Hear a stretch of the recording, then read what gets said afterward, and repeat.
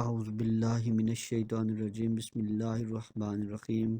Babar voice کے پیارے ناظرین السلام علیکم۔ اگر مرد ایک ایسی عورت سے ہم بستری کرے جو کہ اس کی بیوی نہیں ہے تو یہ زنا کہلاتا ہے۔ ضروری نہیں کہ ساتھ سونے کو ہی زنا کہتے ہیں، بلکہ چھونا بھی زنا کا ایک حصہ ہے، اور کسی پرائی عورت کو دیکھنا آنکھوں کا زنا ہے۔ زنا کو اسلام میں ایک بہت بڑا گناہ شمار کیا گیا ہے، اور اسلام نے ایسا کرنے والوں کی سزا دنیا میں ہی رکھی ہے، اور مرنے کے بعد اللہ اس کی سخت سزا دیں گے۔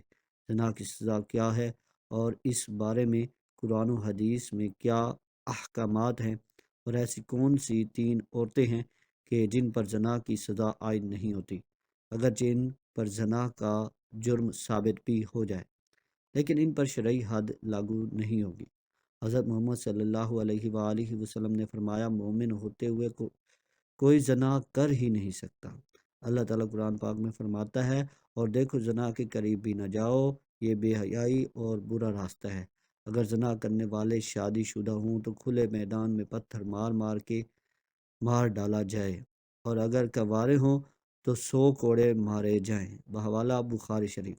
آج کل دیکھنے میں آیا ہے کہ اس گناہ میں بہت سے لوگ شامل ہیں، خاص کر کے اس بازار میں جہاں عورتیں اور مرد جاتے ہیں۔ کس کا ہاتھ کسی کو لگ رہا ہے، کہاں لگتا ہے، کچھ معلوم نہیں ہوتا، چاہے لڑکا ہو یا لڑکی، اور پھر اس گناہ کو کرنے کے بعد اپنے دوستوں کو بڑی شان سے سناتے ہیں، بلکہ ان کو بھی ایسا کرنے کی رائے دیتے ہیں۔ اگر کوئی اکیلے لڑکے یا لڑکی کوئی غلط کام کرتا ہے تو اس کا گناہ اس کے ماں باپ کو بھی ملتا ہے، کیونکہ انہوں نے ان کی جلدی شادی نہیں کی، جس کی وجہ سے وہ غلط کام کرنے لگے، اور شادی کی عمر ہونے کے بعد بھی ماں باپ ان کی شادی نہ کریں تو اللہ ناراض ہو جاتا ہے، اور ان کے گھر کی برکت ختم ہو جاتی ہے، اور ان ماں باپ سے قیامت کے دن اللہ حساب مانگے گا۔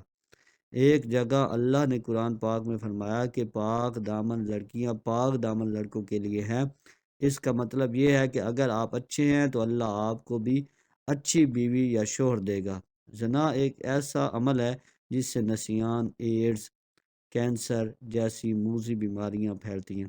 زنا سے انسان کا دل مردہ ہو جاتا ہے، جبکہ اکثر دیکھنے میں آیا ہے کہ جب دل مردہ ہو گیا تو پھر اس کے دل سے اسلام کی روشنی ختم ہو جاتی ہے، جس سے وہ ایمان سے خالی ہو جاتا ہے۔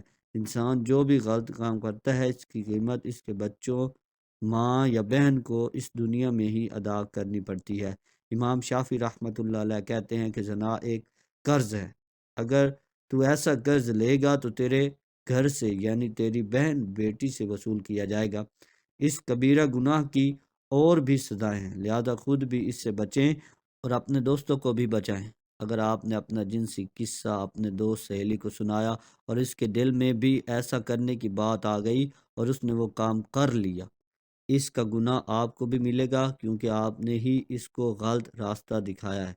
قرآن و حدیث میں ہمیں زنا کی سزا اور اس کے برے ہونے کے بارے میں بتایا گیا ہے۔ اللہ تعالیٰ فرماتے ہیں، زنا کے قریب بھی نہ جاؤ، یہ بے حیائی اور برا راستہ ہے۔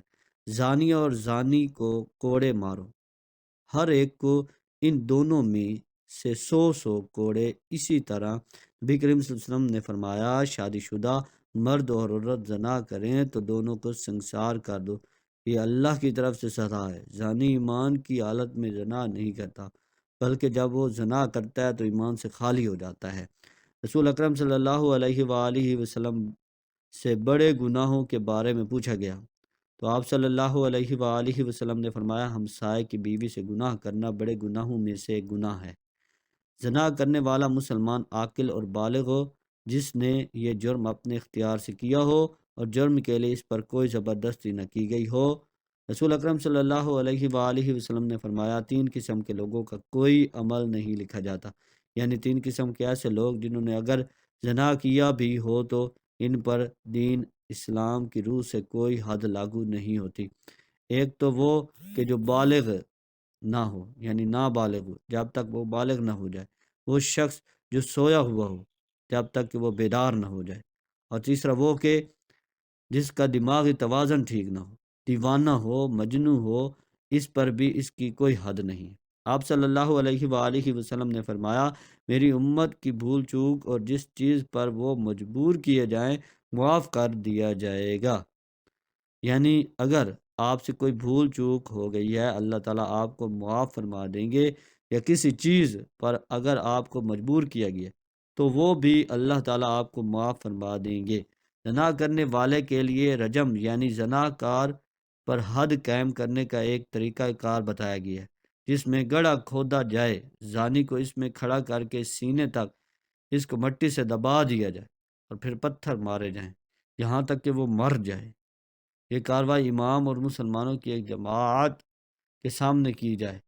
اللہ تعالیٰ کا فرمان ہے اور ان کی سزا کے وقت ایمان والوں کی ایک جماعت حاضر ہونی چاہیے۔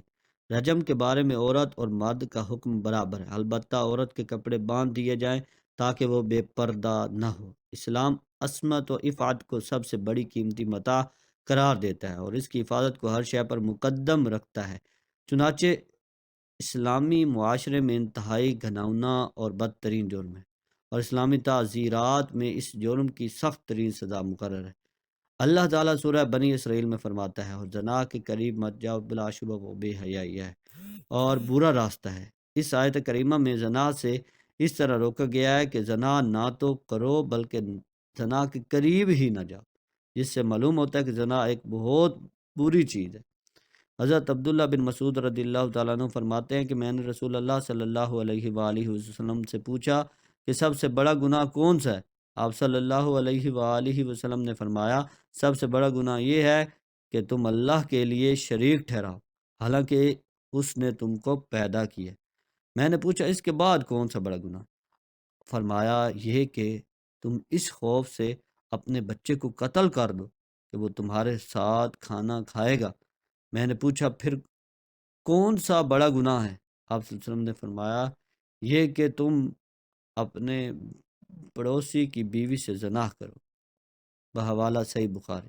ابتدائی اسلام میں زنا کی سزا یہ تھی کہ زنا کرنے والی شادی شدہ عورتوں کو تاحیات گھروں میں باندھ کر اور کنواری لڑکیوں یا غیر شدہ مردوں کو زنا کرنے پر زنجیروں اور توبیخ اور ڈانٹ ڈپٹ کی جاتی تھی، جیسا کہ اللہ تعالیٰ کا ارشاد ہے، اور جو تمہاری عورتیں زنا کریں تو ان پر 4 مردوں اور جو تمہاری عورتیں زنا کریں تو ان پر 4 مردوں کی گواہی طلب کرو، پھر اگر وہ گواہی دے دیں تو ان عورتوں کو گھروں میں بند کر دو تا وقت یہ ان کو موت آ جائے، یا اللہ تعالیٰ ان کے لیے راستہ بیان کر دے۔ اور تم سے جو لوگ زنا کریں تو تم ان کو ڈانٹ ڈپٹ سے اذیت پہنچاؤ، پس اگر وہ توبہ کر لیں اور ٹھیک ہو جائیں تو ان کو کچھ نہ کہو، بے شک اللہ توبہ قبول کرنے والا اور بہت رحم کرنے والا ہے۔ اللہ تعالیٰ سے دعا ہے کہ اللہ تعالیٰ ہمیں زنا جیسی موذی مرض اور اس کبیرہ گناہ سے بچائے، آمین ثم آمین۔